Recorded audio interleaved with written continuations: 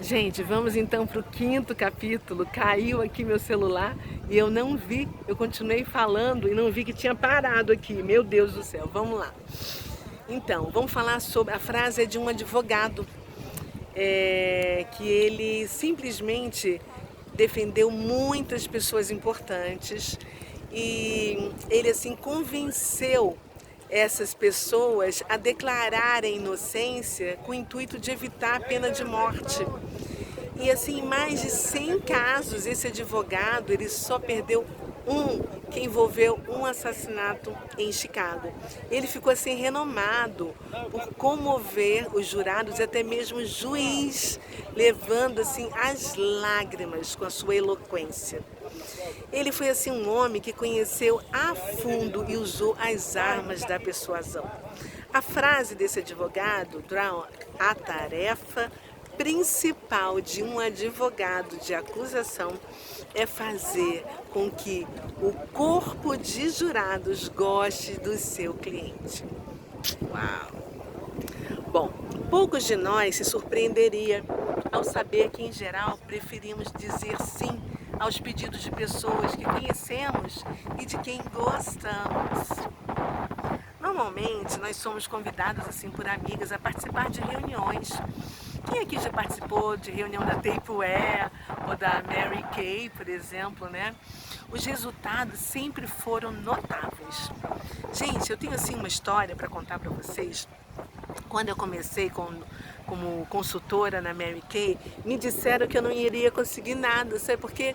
Porque eu não tinha assim o perfil da empresa, por não saber me maquiar e por ser assim gordinha, né? Assista o meu vídeo no YouTube com o nome As Minhas Abelhas Rainhas Ativadoras e vocês vão entender o que eu fiz e como eu me senti. Eu vou tentar deixar o link por aqui em algum lugar, né, para você poder assistir após esse vídeo. Parece que os benefícios sociais da boa aparência começam a se acumular desde cedo. Pesquisas com crianças do primeiro ensino fundamental mostram que os adultos se importam bem menos com atos agressivos quando realizados com criancinhas bonitinhas. E que as professoras presumem que as crianças bonitas são mais inteligentes do que os seus colegas menos bonitos. Sabia disso? O modo de se vestir também é um bom exemplo, gente. Diversos estudos demonstram que nós somos mais passíveis de ajudar e estar ao lado daqueles que se vestem como nós. Fazem parte da mesma tribo. Por isso que os profissionais estão sempre procurando assim, saber mais, né, sobre a gente, né, para estreitar essa relação, entendeu? Eles procuram saber a religião, o time, o partido político, o esporte, para criar afinidades e poder fazer vendas direcionadas. Esses pontos em comum à primeira vista, parece assim, à primeira vista insignificantes, mas podem influenciar decisões que vão além de uma compra de um seguro de vida, de um carro, de uma resposta a uma pesquisa, chegando até a escolha do cônjuge. Outro fator que produz afeição são os elogios. Embora o tiro possa sair pela culatra, né, quando você faz algum exagero, né? Mas normalmente os elogios costumam aumentar a afeição. Simbora, capítulo 6, a autoridade. Gente, a lua já está lá em cima, olha só. A frase desse capítulo é do Virgílio Mauro, também conhecido como Maurão. Ele nasceu no ano 70 a.C., no século I. Ele foi um poeta romano, escritor latino da antiguidade. Ele foi o criador da epopeia romana, intitulada Eneida, que conta a história de Enéas após a queda da cidade de Troia. Dentre outras obras assim de renome, relevo, né? A frase dele é a seguinte: siga um especialista. Quando nós pesquisamos o conceito de autoridade, nós vimos que ela está sempre relacionada à hierarquia, né?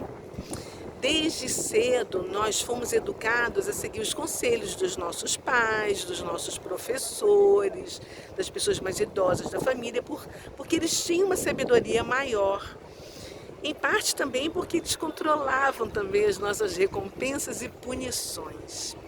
E uma vez que nós percebemos que a obediência à autoridade costuma ser recompensadora, facilmente nos permitimos a conveniência da obediência automática. A bênção e a maldição simultâneas dessa submissão cega estão em seu caráter mecânico. Não precisamos pensar, portanto, não pensamos. Embora a obediência impensada nos leve, sabe, a problemas, haverá, muitas vezes, não estamos raciocinando. Pesquisadores da área da comunicação descobriram que na conversa as pessoas de forma inconscientemente adaptam o seu estilo de voz e de fala aos estilos dos indivíduos em posições de poder e autoridade.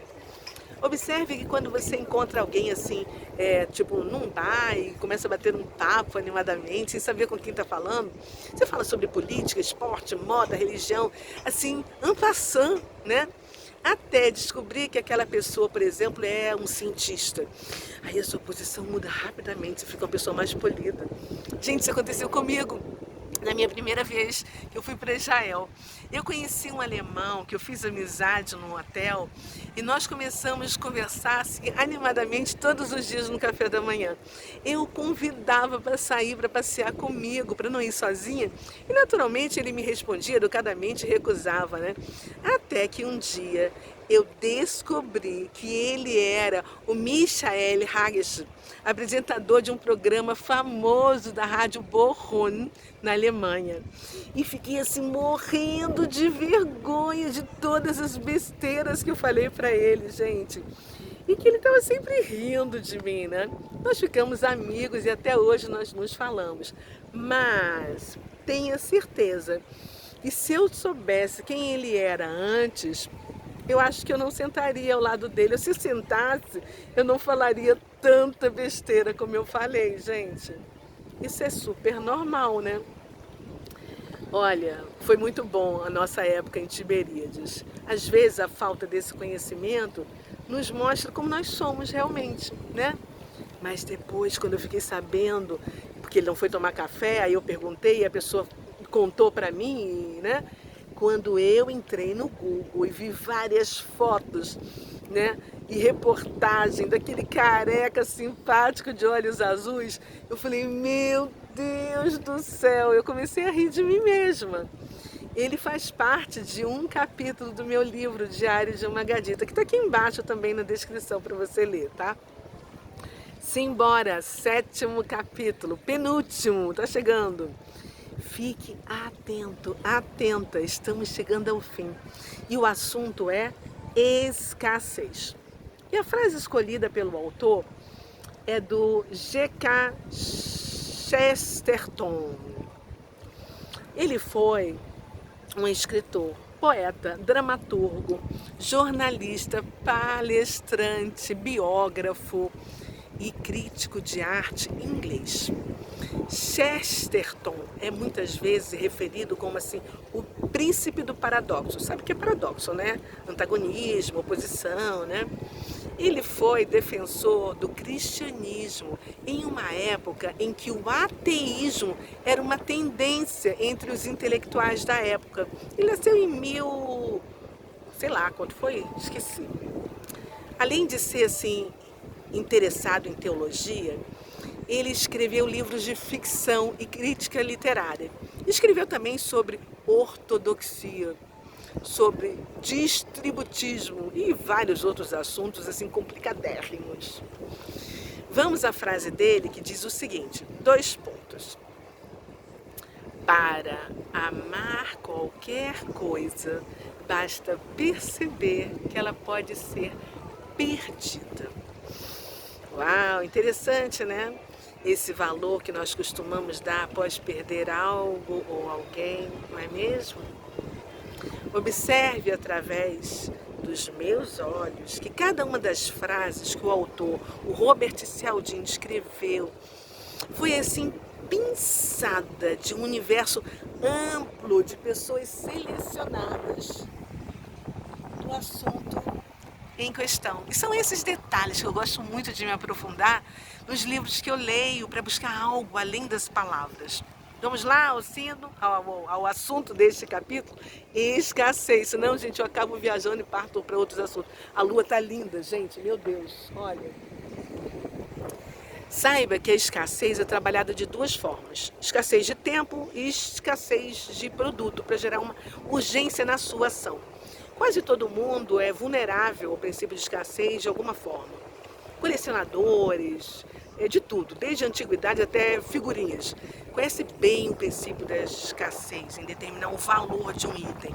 Me fala aí, quem quando era pequeno não fez coleção, gente, de algum álbum de figurinha? Eu fazia vários, eu deixava meus pais loucos.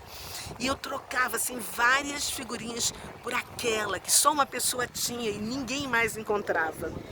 As oportunidades parecem mais valiosas para nós quando estão assim menos disponíveis. Lembra? Pois é. Com o princípio da escassez operando tão poderosamente sobre o valor atribuído às coisas, é natural que os profissionais da persuasão manipulem essa operação. A intenção é convencer os clientes da escassez de um artigo e assim aumentar o seu valor imediato aos olhos deles. Nós somos mais atraídos por recursos escassos quando competimos por eles, né? Com outras pessoas. A escassez desperta assim, emoções que dificultam o pensamento racional. Gente, quando eu lembro escassez, sempre me vem à minha mente as cenas daquelas filas de madrugada nos mercados americanos, em Nova York, na véspera da Black Friday, né? Quando as pessoas, assim, quando abriam os portões, entravam correndo para pegar as melhores ofertas, né? E acabavam quase se esbofeteando, né? Quando pegavam juntas o último produto. Era muito engraçado, gente.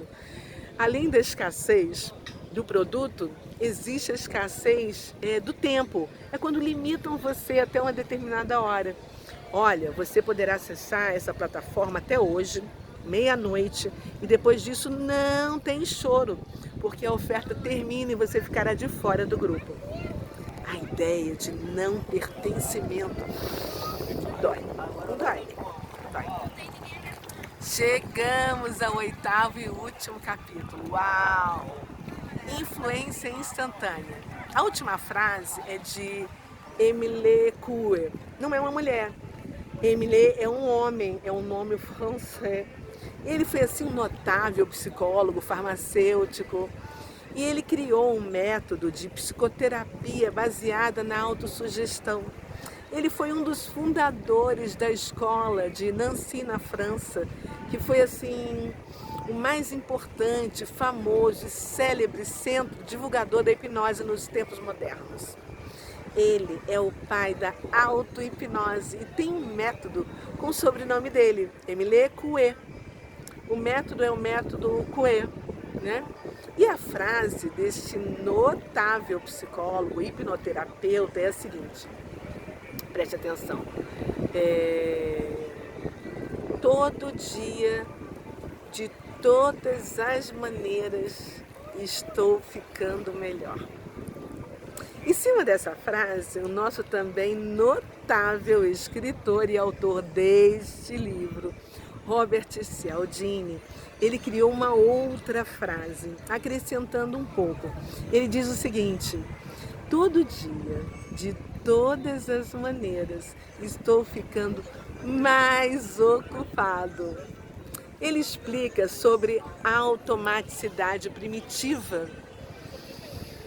Ele fala que, embora depender de um só aspecto dos dados disponíveis, nos deixa assim suscetíveis a decisões equivocadas, né? O ritmo da vida moderna exige que a gente use com frequência esse atalho. Lembra que no início do capítulo 1 eu falei da perua animal, né? Que cuidava dos filhotes através do estímulo do glu, glu, glu, glu? Pois é. A razão por que esses animais inferiores precisam muitas vezes confiar nesses estímulos solitários do seu ambiente é a sua capacidade limitada. Sempre que uma perua mãe ouve o piar dos seus filhotes, ela dá aquele assim, clique, zoom. O comportamento materno é desencadeado de uma forma mecânica, preservando grande parte do seu poder cerebral limitado para lidar com outras situações e escolhas assim do dia a dia. Nós, seres humanos, somos assim insuperáveis na capacidade de levar em conta uma enormidade de fatos relevantes e, portanto, tomar boas decisões. Mesmo assim, nós temos as nossas limitações de capacidade e, visando eficiência, às vezes precisamos abrir mão de um tipo de tomada de decisões sofisticado e bem informado, trocando por uma resposta mais automática, primitiva e baseada apenas assim num quesito. Por exemplo, ao decidirmos se falamos sim, né, ou não a um solicitante, com frequência nós prestamos atenção à única informação pertinente à situação. Nos capítulos anteriores, nós exploramos assim, as informações únicas que mais usamos para tomar as nossas decisões de consentimento.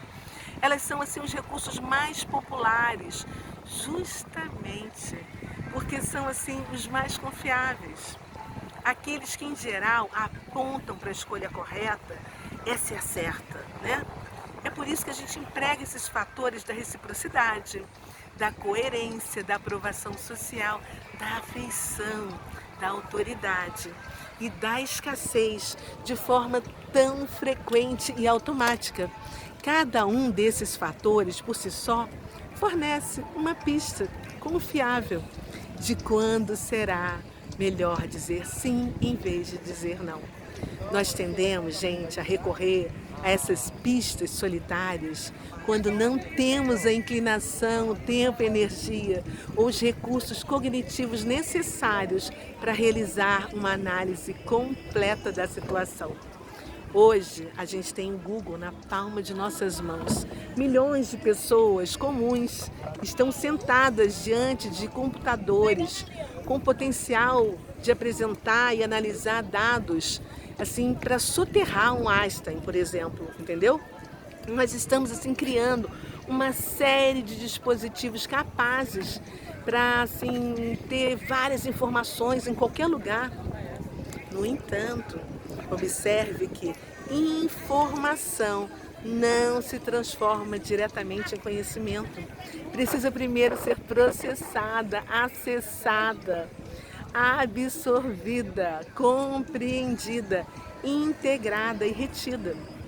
Quantos de nós já assim se veem incapazes de acompanhar a quantidade de informações deste século, gente? Estamos assim passando por uma obesidade cerebral, não é verdade?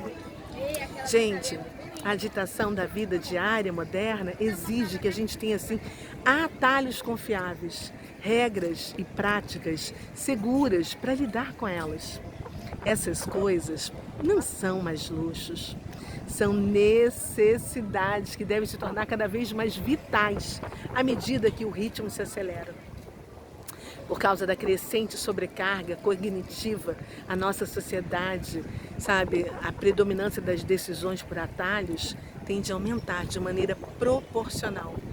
Os profissionais da persuasão que introduzem seus pedidos com algum desencadeador da influência têm mais chances de sucesso. Nós precisamos aprender a usar estes gatilhos e também a nos defender dos profissionais que usam de forma inconveniente. Vamos estudar mais e ficar mais atentos? Pois é. Será que conseguimos deixar de ser trouxas, como assumiu o Robert Cialdini? Ou isso está tão enraizado em nosso ser que a nossa mente não consegue evitar esses momentos e atalhos que resultam em respostas emocionais? Pense no assunto e nos vemos na próxima semana. Bom, se você gostou do que eu trouxe para você, Já vai fazer mais de 1 hora, eu acho, né? Que eu tô falando aqui sem parar. Eu peço que você deixe o seu like aqui embaixo, para eu saber que valeu a pena criar esse vídeo, para mostrar como foi que eu percebi, através dos meus olhos, esse incrível livro, As Armas da Persuasão. Eu te agradeço o seu like, pelo seu tempo, pelo seu compartilhamento, para pelo menos 2 amigos ou para um grupo de WhatsApp. Valeu, obrigada. Tchau, já escureceu. Olha que lindo, gente.